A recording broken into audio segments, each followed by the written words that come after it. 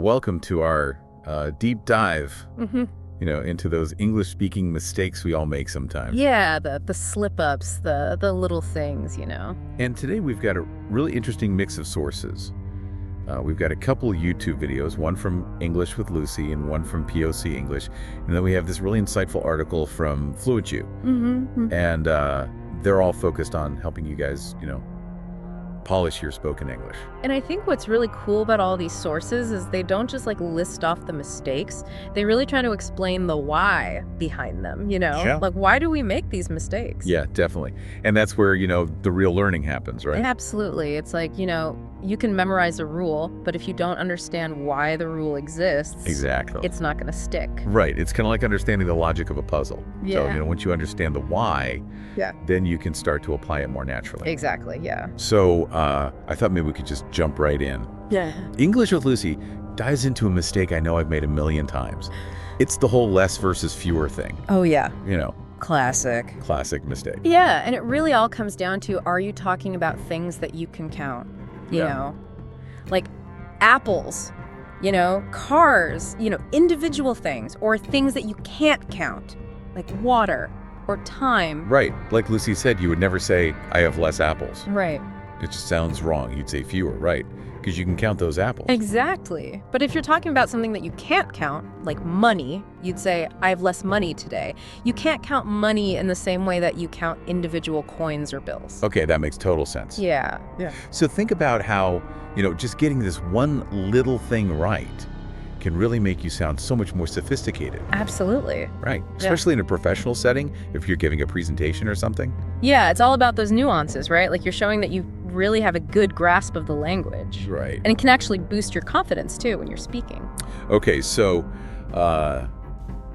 let's see what else Lucy has for us. She talks about the confusion between me and I, and we all want to sound grammatically correct, but sometimes we overthink it. Right. It's almost like people are so afraid of using me incorrectly, right, that they end up hypercorrecting and using I in all the wrong places. Exactly. And Lucy has this great trick for remembering which one to use. She says to imagine taking the other person out of the sentence. Oh. Like, for instance, they gave it to him and I. Right. Oh, right. So you take out him and you just say, they gave it to me. Oh, that's good. Yeah. Right. So you wouldn't say they gave it to I. Exactly. So that's a really good little trick to remember. I like that one, yeah. Okay. So subject-verb agreement. This is one that can trip anybody up. Yeah. Because sometimes the sentences get so long and twisty, you forget who's doing what. Right. Right? Like one of her sources gave this example.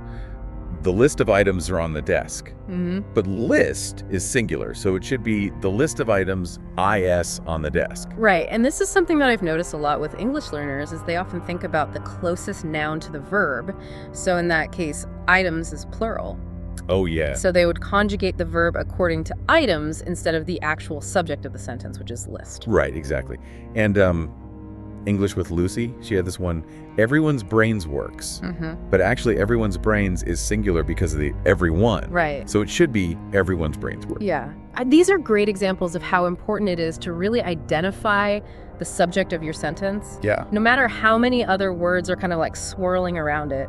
Right. Find that core subject. It's like finding the North Star in a sea of words. Exactly. Okay, so let's move on to another one that a lot of people struggle with, and that's article usage, a versus an. Right. And, the basic rule is simple enough. A before consonant sounds and before vowel sounds.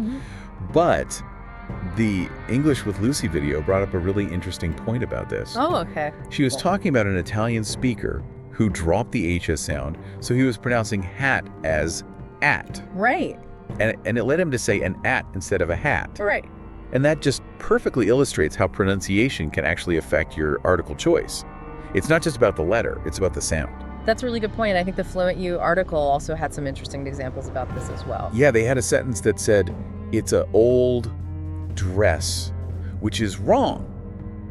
Right? Because even though old starts with a vowel, it makes a consonant sound. Right, exactly. So it should be an old dress. Yeah, these kinds of things remind us how English is constantly changing, Pronunciation shifts over time, and it leads to these little quirks in the language, so it's always good to stay aware of those changes. Okay, let's move on to another pair of words that people get confused. Beside and besides. And English with Lucy has some really good tips for this one. Mm-hmm. So beside basically means next to, right? Like if you're sitting beside a friend. Mm-hmm. But besides means in addition to. Yeah. And she made it fun by turning it into a quiz. She said, which one of these is correct? Yeah. I could never be a dancer beside I'm too old now. Or I could never be a dancer besides I'm too old now. The second one. Right. It's that in addition to, like, it's not just about the age, there might be other reasons too. Right, exactly. Yeah, and that little quiz format, I think, is a great way to test your understanding too. It makes it a bit more interactive and engaging. Yeah, definitely. Okay, so this is something that a lot of people do without even realizing it. Repeating the subject. Oh, right, yeah. And English with Lucy talks about this one too. Mm-hmm. So it's like when you say, my friend is coming with me, or my handwriting, it's improving. And it's kind of redundant. Right? It is. We already know whose handwriting is improving, you know? Exactly. Yeah, it's a subtle thing. Yeah. But cutting out those extra words makes you sound so much more fluent and confident. Right, exactly.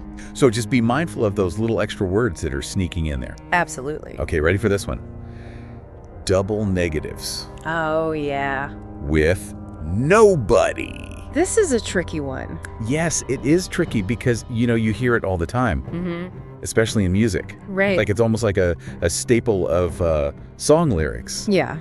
But English with Lucy, she points out, it is considered grammatically incorrect in standard English. Right. So like that classic example, I don't need nobody. Right. Grammatically incorrect, but you hear it all the time. Exactly. And I think one of the sources mentioned this is particularly common in certain dialects. Yeah. So, again, it's about knowing your audience and when it's appropriate. Exactly. So if you catch yourself saying, I didn't meet nobody at the party, just remember, grammatically speaking, formal English, it should be, I didn't meet anybody. Right. So context is everything, right? You wouldn't use that double negative in a job interview, but you might use it when you're chatting with friends. Yeah, exactly. Okay, contractions, would have, should have, could have. This is another one that can trip people up, I think, because of how the words sound. Right. It's so easy to say would have instead of would have. It is. Right, because they sound so similar. Very similar, yeah. So, English with Lucy. She explains, it's all about understanding contractions. You have to remember that would is just a shortened way of saying would have. Right. And the same for should have and could have. Yeah, I think the problem is people don't always realize that would is a contraction of would have. They just hear it as one word, and so they write it as one word, Right, exactly. Okay, how about another one that's a classic, it's versus its? Oh, yeah, this one gets everybody. Right, even native speakers mess this one up. All the time. And Fluent U has a really funny example about this. They said, the spider spun its web. It's a very beautiful web. They point out, that both of those are wrong. And they give this tip that if you can replace its with it is or it has, then you're using the correct form. Oh, that's a good one. You're right. I like that. And but if you can't, then it's the possessive. It's no apostrophe. Okay. And I think those little apostrophes, they might seem small, but they can make a huge difference. Right. Yeah, they completely change the meaning. Exactly. So be mindful of those. Okay, let's move on to some verbs now. Gone and went. And Fluent U explains this one really clearly. They say that gone always needs a helper verb like has, have, or had. Right. So you'd say she has gone to the store, not she gone to the store. Right. Went is the simple past tense. You just say she went to the store. Yeah, it's a very simple rule, but again, it's one of those things that can really make you sound more natural. Right, and these little things really do add up. They do, yeah. They make a big difference. Okay, ready for bring versus take. Oh, yeah, another classic. Yeah. And this one, I remember I struggled with this for so long.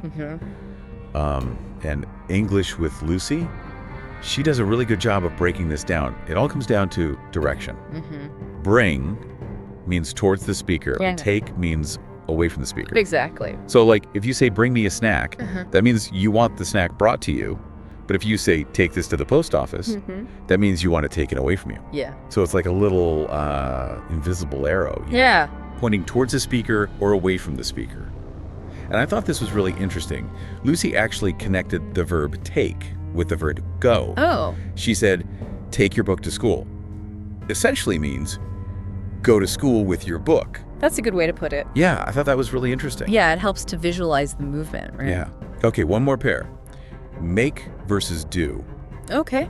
And I love how English with Lucy explained this one. She said, make is usually about creating something. Like you make dinner, but you do your homework. You know, it's more about actions or tasks. Right. So I think of it as make is something that results in a tangible thing, like you said, a meal. Right. But do is more about the process or the action itself. Okay, that makes sense. And then English with Lucy also talked about this tendency that we have as English speakers to repeat the subject unnecessarily. Right. Which sounds weird when you say it like that. It does. But she gave these examples, you know, like my friend, she's coming with me. Or my handwriting, it's improving. Yeah. And, you know, the she's and the it's are redundant because the subject is already there. Right. It's like we're so eager to get our point across, you know. We can't help but repeat ourselves. Yeah, and I think that's something that's pretty common across a lot of languages. It's just that in English, it's considered incorrect. Right. So the more concise you can be, the more clear and confident you'll sound. Right, yeah. So just, again, it's about being mindful of those little repetitions. Absolutely. Okay, I don't know about you, but I feel like my brain is full. Yeah, we've covered a lot. So what do you say we take a quick break and come back to explore some more of these common mistakes? Sounds good. Yeah. Welcome back to our deep dive into common English-speaking mistakes. And we've already covered so much ground. Yeah. I'm ready to dig into even more of these linguistic gems. Well, buckle up, because we're about to tackle a mistake that can really make a difference in how natural and fluent you sound. The gone versus went conundrum. Oh, yes, this one's a classic, right? Went is pretty straightforward, but gone always seems to have a friend. You got it. Gone always needs a little helper, like has, have, or had. So you'd say she has gone to the store, not just she gone to the store. Exactly. That little helper verb makes all the difference. Now let's switch gears to a pair of verbs that often trips people up. Bring and take. I remember when I first started learning English, these two were a constant headache. English with Lucy breaks it down nicely. It all comes down to direction. Are we talking about movement towards the speaker or away from the speaker? Right, so bring means come towards you, like when you say, bring me a glass of water. And take means to go away from you, like take this letter to the mailbox. I used to get so confused because in my native language, we use the same word for both. It's amazing how different languages approach those concepts, isn't it? And it just shows how important it is to really pay attention to those subtle differences in English. Okay, so let's move on to another verb pair that often causes headaches. Make versus do. This one can be tricky too. It can be, yeah. So Lucy in her video, she kind of offers this helpful way of thinking about it. Make generally means you're creating or constructing something, while do is more for actions, work, or general activities. So you make a cake because you're creating something. Right. But you do your homework because it's an action or a task. Exactly. Now, of course, like with most things in English, there are always going to be exceptions. Right. But this general guideline can be super helpful. Yeah, it's like a little cheat sheet.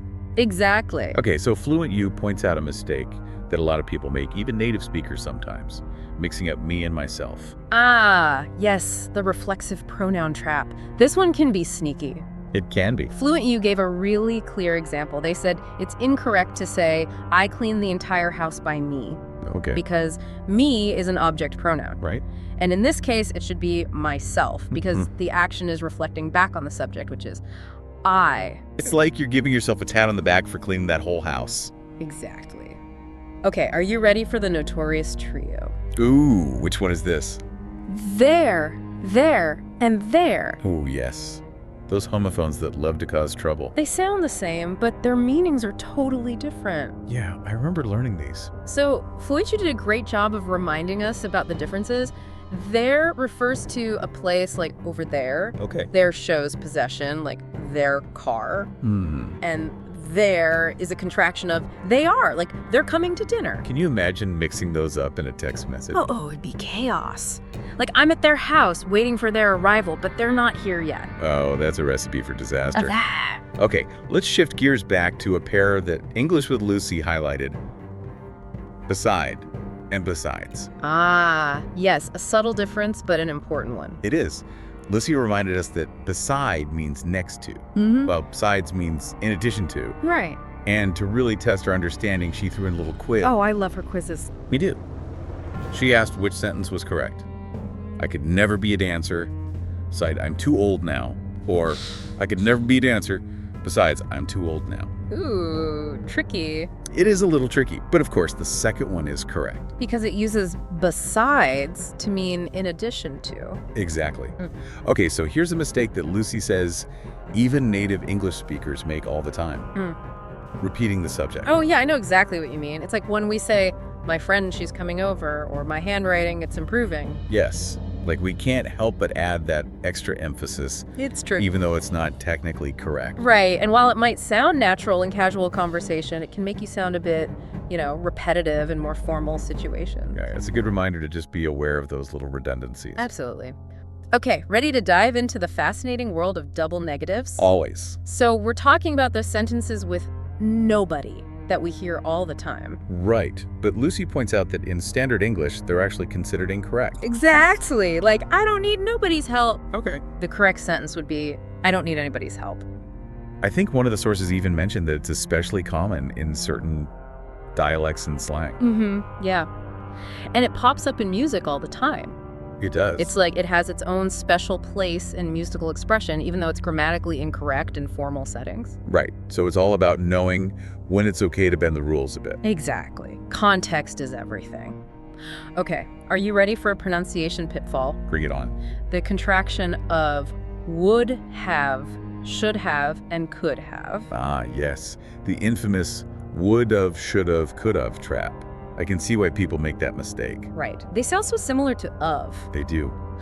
But Lucy really emphasizes that we need to remember that those are contractions. So would have is just a shorter way of saying would have. Right. And the same goes for should have and could have. Okay, it's like our ears are playing tricks on us. They are. But if we focus on the meaning and remember what those contractions stand for, we can avoid this common mistake. That's a great point. Okay, now for another classic mix-up. It versus its. This one gets everyone at some point. It really does. And Fluent U had this hilarious example that I loved. What was it? They wrote, the spider spun its web. It's a very beautiful web. Okay. And they point out both of those are actually wrong. The first sentence should be, the spider spun its web, using the possessive its, because it's the spider's web. Get it. And the second sentence should be, it's a very beautiful web, using the contraction its for it is. Oh, that's a good one. It is.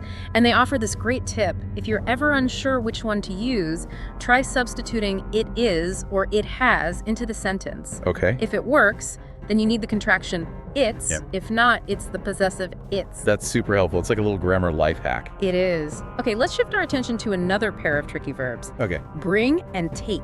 Oh, yes. I remember battling with these two for ages. English with Lucy explains it so well. What does she say? She says that bring implies movement towards the speaker, while take implies movement away from the speaker. Right. So, like, bring me that book means you want the book to come to you. Exactly. But take this book to the library means you want the book to go away from you. You got it. It's all about that invisible arrow pointing towards the speaker or away from the speaker. Yeah, that's a great visual. And Lucy offered a helpful tip. She said to think of bring as come with. Oh, okay. And take as go with. Okay, that makes sense. It helps to visualize the movement. It does. Okay, ready for another verb duo? Hit me with it. Make versus do. Ooh, another classic. Lucy explains this one really well. She says, generally make is used when you create or construct something, while do is more for actions, work, or general activities. So you make a cup of tea because you're creating it, but you do the laundry because it's a chore. Exactly. Of course, English wouldn't be English without its exceptions, but this is a great general guideline to follow. Yeah, it's super helpful.